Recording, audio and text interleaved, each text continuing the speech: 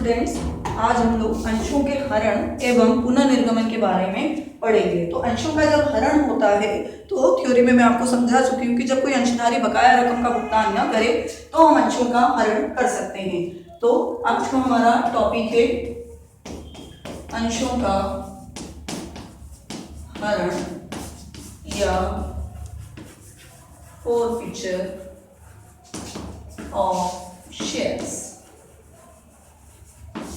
ये 3 दशाओं में आपको स्थिति में समझाती हूं। पहला, जब अंश सममूल्य पर निर्गमित हो तब आप हरण की प्रविष्टि किस प्रकार से करेंगे। तो ध्यान रखना कि आपका हरण मूल रूप से आवंटन को रद्द करना है। मतलब पहले अंशधारी को जिसको हमने पूंजी अलॉट की थी वह पूंजी हम पुनः उससे वापस मंगा रहे हैं, उसका शेयर वापस मंगा रहे हैं, अर्थात उसका आवंटन रद्द कर रहे हैं। तो हमारी पूंजी वापस हमारे पास आ रही है, इसलिए हरण करते समय ऑलवेज शेयर कैपिटल क्या होगी, डेबिट। अब ये आप ध्यान रखना कि अंशधारी से कभी कभी आप अंश पर देय संपूर्ण राशि मांगते हैं और कभी कभी केवल वह राशि आप मांगते हैं जितनी याचनाएं हमारे सामने गुजर रही है। पूरी राशि मांगने तक इंतजार नहीं करते हैं और 1 या 2 याचनाओं के बाद जब हमें स्पष्ट हो जाता है कि व्यक्ति हमें आगे की रकम भी नहीं देगा तो हमें उनसे आगे की याचनाएं मांगते भी नहीं है और वहीं पर हम अंशों के हरण की जानकारी उसे दे देते हैं। अर्थात 2 स्टेप या 3 स्टेप के बाद भी ऐसा हम कर सकते हैं, 1 या 2 किस्त के बाद भी। तो हमेशा शेयर कैपिटल कितनी राशि से डेबिट होगी, मांगी गई राशि से। मांगी गई राशि अर्थात जैसे आवेदन तो हम मांगेंगे, आवेदन के बाद हमने आवंटन मांगा और आवंटन नहीं मिला तो हमने प्रथम याचना देय होने के पूर्व यदि उसके अंश जब्त कर दिए तो केवल 2 राशि आवेदन एवं आवंटन, उसी से ये राशि डेबिट होगी।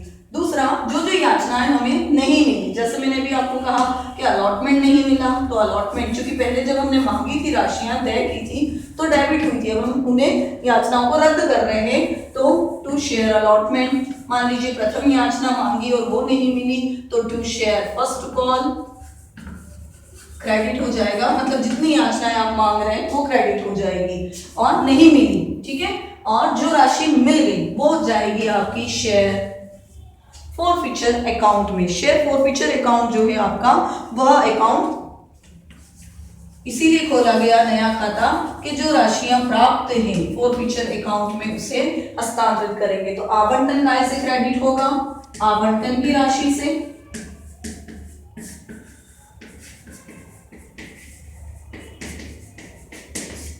इसी प्रकार से याचना काय से होगी, याचना राशि से क्रेडिट हो जाएगी और आपका फोरफीचर जो प्राप्त राशि है इन जब्त किए गए अंशों पर उससे डेबिट हो जाएगी, ठीक है। तो इस प्रकार से हमारा डेबिट और क्रेडिट का टोटल समान हो जाएगा। ये पूरी एंट्री कितने अंशों से होगी, तो हरण किए गए अंशों से।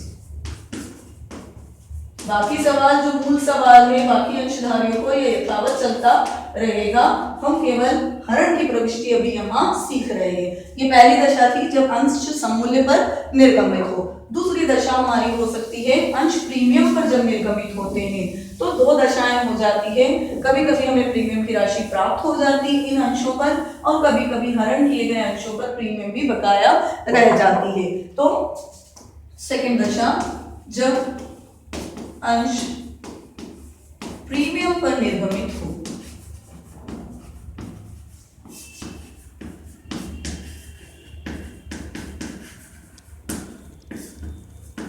इस दशा में पहला, जब प्रीमियम प्राप्त हो जाए किन अंशों पर, हरण किए गए अंशों पर। ध्यान रखना प्रीमियम एक प्रकार की पूंजीगत प्राप्ति है, तो हरण करते समय जब प्रीमियम प्राप्त हो जाए तो प्रीमियम का हरण नहीं होगा क्योंकि वो ऑलरेडी कंपनी की ही पूंजीगत प्राप्ति है, उसे दोबारा आप अपने अधिकार में नहीं ले सकते, वो कंपनी के ही अधिकार में है। तो प्रीमियम का लेखा नहीं होगा जब हम अंश हरण करेंगे तो हरण वाली प्रविष्टि में। बाकी आपका प्रीमियम का लेखा जैसा सिंपल चल रहा है वैसा सब होगा, हरण वाली प्रविष्टि में प्रीमियम का जिक्र नहीं होगा। सिंपल एंट्री जो सममूल्य वाली बनी है वैसी ही बनेगी, share capital account DR to. अगर शेयर अलॉटमेंट के साथ ही सामान्यतः प्रीमियम मांगी जाती है, तो हम ये मान रहे हैं अभी कि अलॉटमेंट मिल गया, मतलब प्रीमियम भी मिली गई है। टू शेयर फर्स्ट कॉल, और जो मिला वो कहाँ चला जाएगा, शेयर फॉरफिटेड में, फॉरफिचर अकाउंट।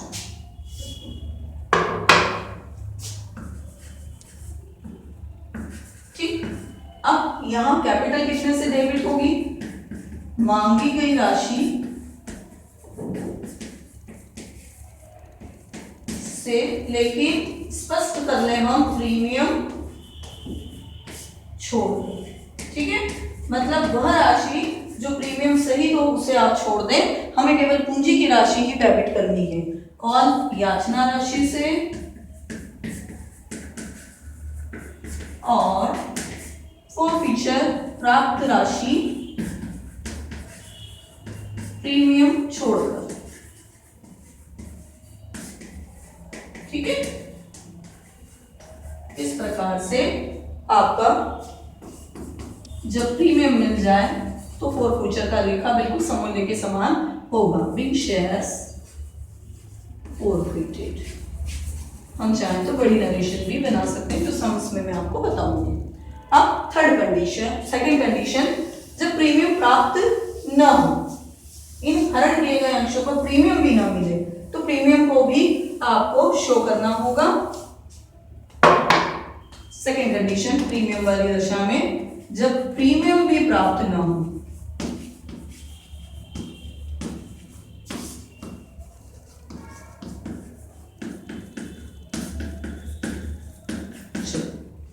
इस दशा में प्रीमियम कैपिटल के साथ, जैसे कैपिटल डेबिट हो रही है, प्रीमियम भी क्रेडिट हो जाएगी। Share capital account DR securities, जो हमने जब पहले दे की थी तो डेबिट की थी, एंट्रियां सब रिवर्स हो रही है। Securities premium reserve account DR 2। अब जो याचनाएं नहीं मिली, मांगी थी तब डेबिट की थी, इसलिए अब हम ये हरण कर रहे हैं तो सब अपोजिट साइड में आ जाएगी।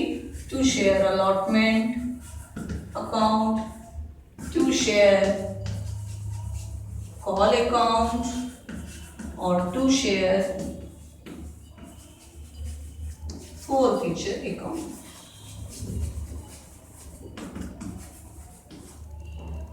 बिग शेयर्स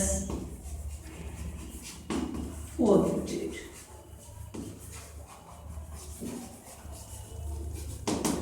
अब कौन सी राशि से डेबिट होगी, तो कैपिटल मांगी गई राशि से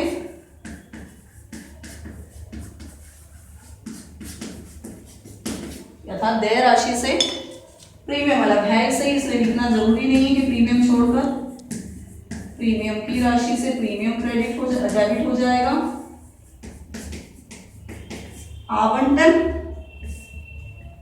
आवंटन राशि प्रीमियम सहित,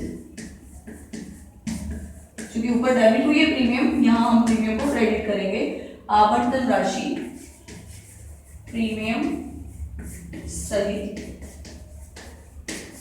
इसी प्रकार से कॉल याचना राशि से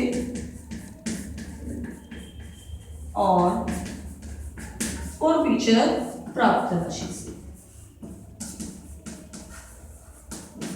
ठीक है, इस प्रकार से ये फॉरफिचर की 3 दशाएं हैं जिन्हें आपको ध्यान रखना है। जैसी कंडीशन हो वैसी हरण की प्रविष्टि हम उस स्टेप पर बनाएंगे जहां हरण की अवस्था हमें दी गई है।